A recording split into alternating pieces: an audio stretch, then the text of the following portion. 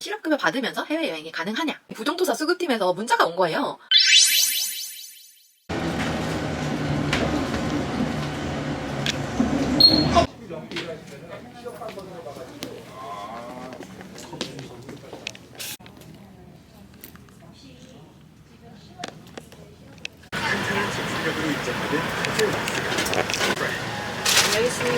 감사합니다. 신난다.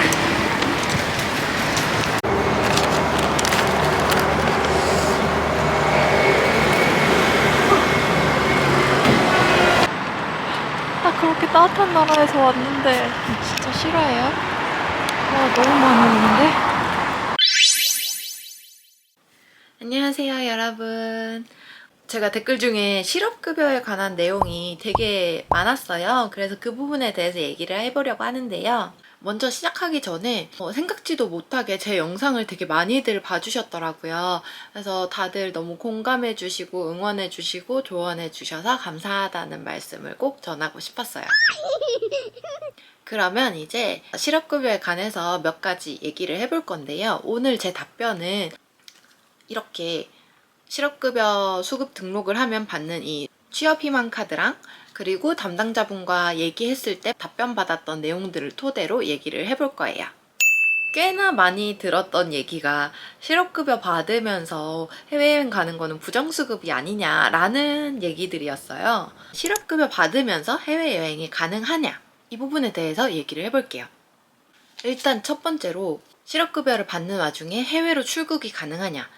여기 35페이지에 적혀 있고요. 해당 실업인정 대상 기간 중에는 단기간의 해외 체류만 가능합니다. 해외에 체류하면서 온라인으로 실업인정을 신청하는 것은 불가합니다. 이렇게 나와 있어요. 그러니까 이 얘기가 뭐냐면 실업급여를 받는 동안에 해외 출입국에 관해서는 문제가 안 된다는 거예요.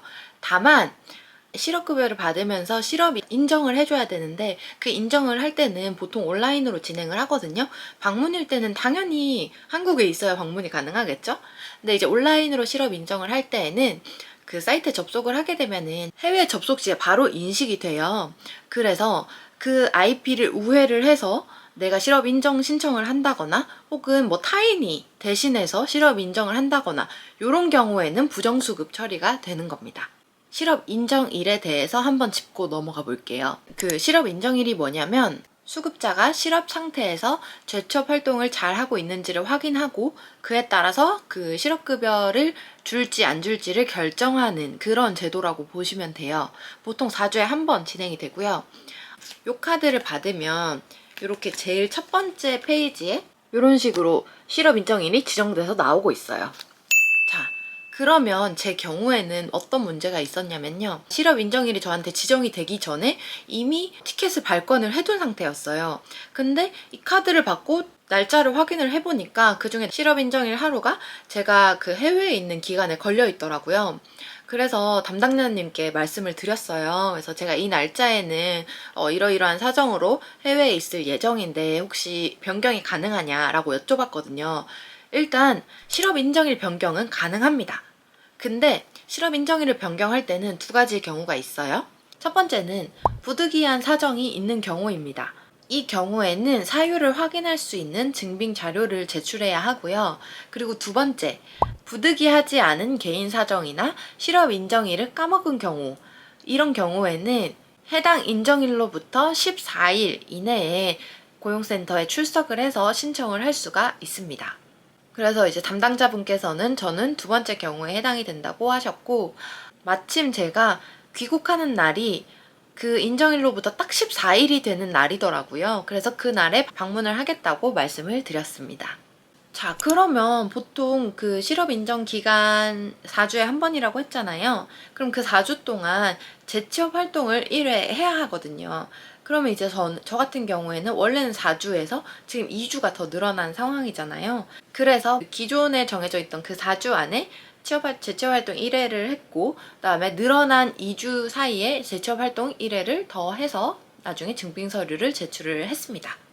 그리고 또 한 가지 제가 담당자님께 여쭤봤던 부분이 있었는데요.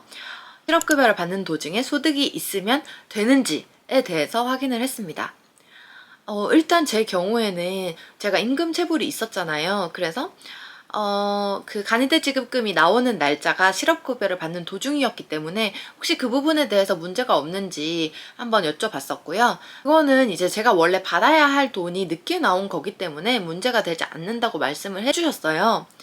근데 이제 문제는 제가 한 8월부터 10월까지 서포터즈 활동을 했었는데 그게 뭐였냐면 어떤 제품에 대한 포스팅을 한 10건 정도 올려주고 활동 지원금으로 20만 원 정도 받는 그런 활동이었거든요.